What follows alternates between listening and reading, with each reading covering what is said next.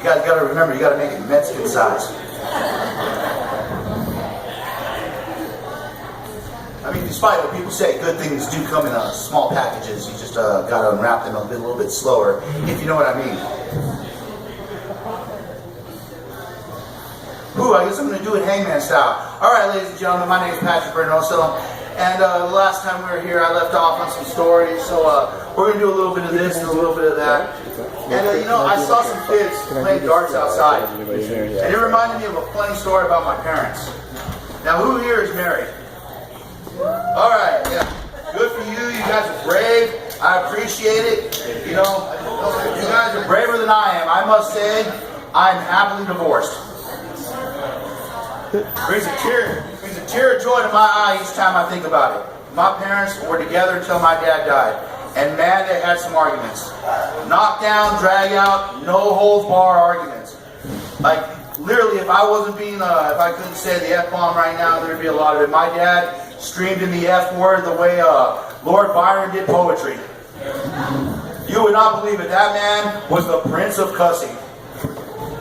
The cosmopolitan pervert. But we'll get into that here in a while. Now, I can't remember exactly what my mom and dad got into an argument over. It was probably something my dad did, because usually my dad was like that. Now, my mom had a great ability. She threw darts like it was nobody's business. My dad set up a dartboard for her, right? Boom, boom, bullseye, bullseye, bullseye.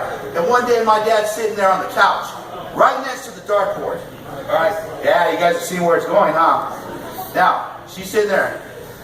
And my dad's like, "Oh, Corey, you're always wrong. I don't see what the hell's wrong with you." You know, my mom's sitting there. Boom, 20. Boom, bullseye. And then all of a sudden, boom, right into his left ear. Literally. And keep in mind, my dad had been shot before, but he never had his ears pierced. All of a sudden, I heard, "Oh,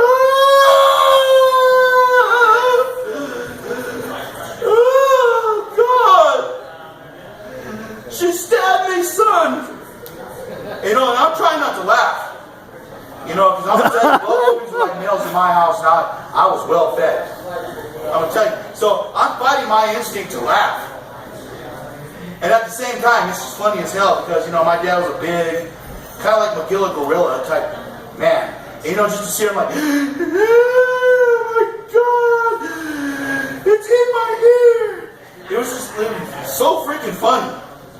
You would like not believe, you know, so, and imagine you're 12 years old, "You did that on purpose, didn't you, Corey?" "No, Tony, I didn't do that at all. My hand slipped and it missed." "You never missed before, especially when you open one of them beer cans. Watch out." So like I'm gonna say to you guys, congratulations. You know, you guys are in it. More power to you. Oh man, love. You know, it's funny. Because when I go to work and when I like my little cousins, I'm the oldest of 30 cousins, male and female. And it tends to bring a stress on your life. All these white hairs are all my cousins. I can give them names. One's Yvette. This whole section is my cousin Mondo. My brother has this section right here in my hair. You know, you would just not believe the stress that you get. And my cousins, the girls, they all come to me with the same problem. The same problem. They're like, "Well, my man cheats on me. Or my man is a freaking liar." Or this and that, you know, and I'm sitting there, and I give the same advice every time. If you don't like it, then leave. Why are you still there? You know, maybe I'm a man, I'm thick-headed, you know, my cousin calls me a Y chromosome. You know, and I own it, you know, because that's what I am. I'm thick-headed, you know, I'm a dude. So I don't understand why the hell you want to be there over and over again if you know the same result. So finally, I decided to sit her down.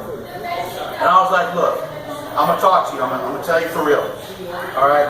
And I'm going to tape record this because this is going to be the last time that I tell you. Ladies, if you're out there, if you're like 25 or you're older, if you're older than 21 and you're still with a man after man after man that doesn't treat you right, the problem isn't him, it's you. All right? Flat out and forward, let's tell the truth, okay?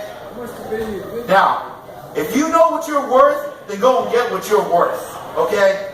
If you want to be treated like a queen and you want everything, you want that Cadillac and you want that swing, then you better know which man knows how to bring it. Okay? But if you want to get treated, in the ditch, and you want to get treated like the other side of a dog, you know that I can't say it, but you know that it rhymes with snitch. Then stay where you're at. Plain truth. But they don't understand that. You have to repeat it over and over again. I mean, it makes my back hurt. Stress me.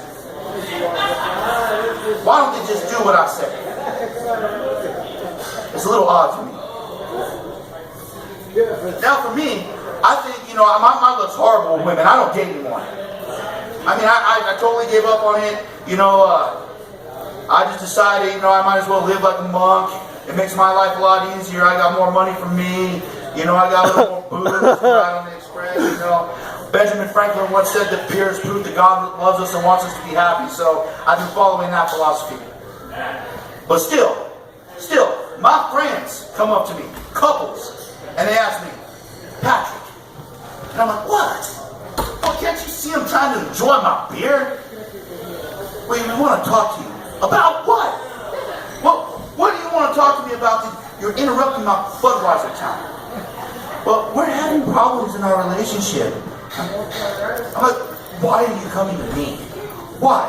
I mean, obviously, if I knew anything about love, I would be out there making it instead of sitting at the bar drinking a beer.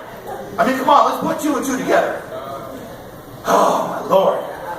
Things are so frustrating nowadays. I'm glad that actually people are looking at me and not playing Pokemon Go. I mean, for the love of God, the phones have zombified the world. I mean, literally, the zombie apocalypse is coming, and I'll tell you, the virus is Pokemon Go. I'm going to tell you right now, I see people in the street.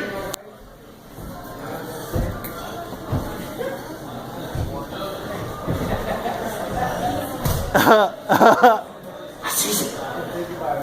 It's the elusive Pokemon. There it is.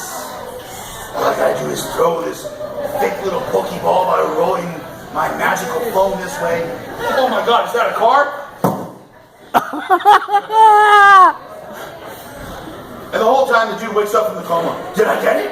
Did I get it? I gotta catch them all. I swear it's the new crack. Lord help America. Cell phones are becoming the devil. Smartphones are making people dumb. I mean, it used to be like people would have all these wonderful things to say, and now if it ain't a 2-minute catchphrase, nobody gives a crap. I'm old enough to remember when you actually had to go to a phone and you had to actually pick it up and call. And then, if you wanted to wait, you see, this was devotion back in the day. It wasn't like now where you could text one chick and then text another chick and then call another chick and then do the Twitter thing on another thing and do the Facebook thing on another thing and this and that. No, if you had to show devotion, you had to sit by that phone and wait for her. You had to wait until she called. So you're sitting there by the phone all. You know how it is when you're in the 7th grade, those hormones be popping out. Just waiting for that phone call. Ooh, maybe. Oh, God. Oh, hello. You're trying to do your best, James. Hello. Man, I don't want to buy no telephone ads. Leave me the hell alone. You're waiting. Waiting all. And then all of a sudden, well, hello. Yes, this is he. Because you're in 7th grade, probably at that time the best thing that you ever got is probably from watching that dude from Baywatch. So you're like, yes, you like to go, blah, blah, blah. Blah. And then, if she stood you up, and that's the funny part, if she stood you up, there wasn't texting back then. You had to wait there. You actually had to wait there. And it was funny because people would clown you to see if she got there. That was the big test. And on that part, there was devotion then too. You see, like I tell you, cell phones are screwing up everything. People don't talk anymore. And I see that as funny because they'll sit there right beside each other and they'll text each other. They will text each other, sitting right beside each other, drinking and texting. What the hell? You guys are ruining alcohol. I'm telling you right now, that is alcohol abuse, and you should apologize to your malt liquor. It's like, stand by your bud. I'm going to tell you that right now. Because you're sitting there, you're drinking, and you're trying to text. Does anyone else see the problem with this? Lexi, I'm at the nose. I'll be here all night. Smiley face.